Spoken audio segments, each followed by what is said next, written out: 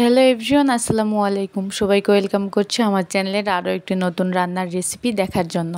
তো আজকে আমি আবারও হাজির হলাম আরও একটি নতুন রেসিপি নিয়ে, আর সেটি হলো কাঁচা পেঁপে ভর্তা। আর এই পেঁপে ভর্তা বানানো খুবই সহজ এবং সিম্পল একটি রেসিপি। সিম্পল হলেও এটি খেতে কিন্তু খুবই মজার হয়। পেঁপে এমন একটি সবজি যেটা খেলে কোষ্ঠকাঠিন্য এবং গ্যাস্ট্রিকের সমস্যা দূর হয়ে যাবে। আর পেঁপে কম বেশি আমার মনে হয় সবাই অনেক পছন্দ করে। তো চলুন রেসিপিটি শুরু করা যাক। তো প্রথমেই আমি কিছু পেঁপে কেটে নিয়েছি, আর অবশ্যই মাঝখানে যে একটা অংশ থাকে সেটা আপনারা ফেলে দিবেন। সেটা ফেলে না দিয়ে সেদ্ধ করলে তেতো লাগবে খেতে। তো আমি সেটা ফেলে দিয়ে ভালোভাবে ধুয়ে নিয়েছি। পেঁপে অনেকটা আঠালো থাকে, তো অবশ্যই ভালোভাবে ধুয়ে নিতে হবে। এরপরে নিয়ে নিচ্ছি একটি প্রেসার কুকার, আর সময় বাঁচানোর জন্যই আমি প্রেসার কুকার ইউজ করছি। আপনারা চাইলে এর সাথে আরও একটু পাতলা করে কেটে একটা হাঁড়িতে বা একটা কড়াইয়ে করে সামান্য পরিমাণে পানি দিয়ে চুলায় সেদ্ধ করে নিতে পারেন। জাস্ট আমি সময় বাঁচানোর জন্য প্রেসার কুকার ইউজ করছি। তো এর মধ্যে অবশ্যই একটু লবণ দিতে হবে, লবণ দিলে তাড়াতাড়ি সেদ্ধ হয়ে যাবে। তো আমার 10 মিনিটের মতন সময় লেগেছিল, খুব লো আছে আমি সেদ্ধ করে নিয়েছি। এরপরে একটা ডাল ঘুটুনির মতন একটা ঘুটুনি দিয়ে আমি আলতো হাতে প্রেস করে নিচ্ছি, একদম গলিয়ে নিব পেঁপেটা, যেভাবে আমরা ডালটা গলিয়ে নিই ওই প্রসেসে। তো আমার পেঁপেটা একদম ম্যাশ করা শেষ। তো দেখুন কতটা একদম স্মুথ হয়ে গেছে।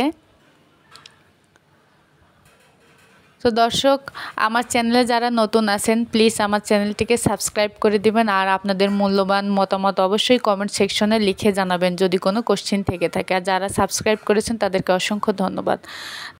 তো এখন আমি চুলায় একটা কড়াই বসিয়ে দিয়েছি, তার মধ্যে দিয়ে দিয়েছি সরিষার তেল। আর হ্যাঁ, অবশ্যই এই ভর্তায় সরিষার তেল ব্যবহার করতে হবে। সরিষার তেলের ঘ্রাণটা সবসময় যে কোনো ভর্তার জন্যই পারফেক্ট হয়, আমি আমার অনেক রেসিপিতেই বলেছি। তো পেঁয়াজ কুচি দিয়ে দিয়েছি, তারপরে দিয়ে দিয়েছিলাম প্রথমেই তেল দেওয়ার পরপরই আমি দিয়ে দিয়েছিলাম হচ্ছে জিরাটা ভাজা করা হয়ে গেলে এর মধ্যে আমি দিয়ে দিয়েছিলাম পেঁয়াজ কুচি, রসুন কুচি। আর পেঁয়াজ রসুনের কালারটা ব্রাউন কালার হয়ে আসলে এর মধ্যে আমি দিয়ে দিলাম হচ্ছে শুকনো মরিচ কুচি। তো এটা দিয়ে একটু ভালোভাবে আমি ভেজে নিব।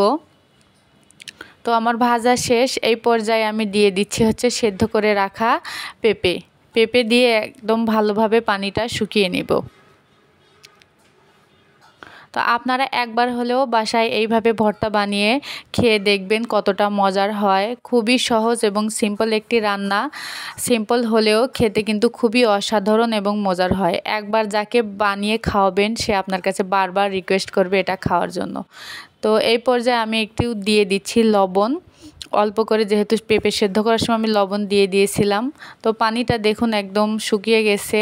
আর কিছুক্ষণ পর আমি নামিয়ে নিব চুলা থেকে।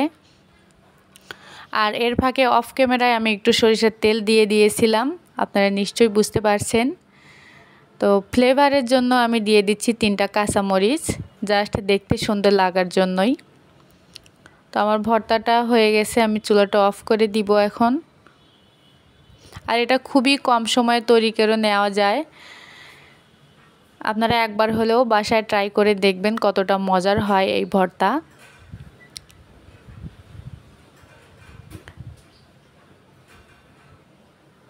তো দর্শক দেখুন, এটা হলো আমার ভর্তার ফাইনাল লুক। পেঁপে ভর্তার কতটা মজার হয়েছে।